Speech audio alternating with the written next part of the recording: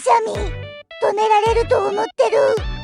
人間って気合で止めてるって信じがちだけど、それ完全に思い込みなのよね。くしゃみは不随意運動、つまり自分の意思とは関係なく体が勝手に動く反射よ。鼻粘膜が刺激されると脳が命令する前に筋肉が動いちゃうから、どんなに頑張っても完全には抑えられないの。しかもね、年を取るにつれて筋肉が衰えるとくしゃみの音がどんどん大きくなるのよ。おじさんのくしゃみがうるさい理由、ちゃんと体の仕組みにあったわけ。これ知ってる人少ないから、今日のランチのネタにでも使いなさい。毎日こういう雑学を届けてるからフォローしておいてね。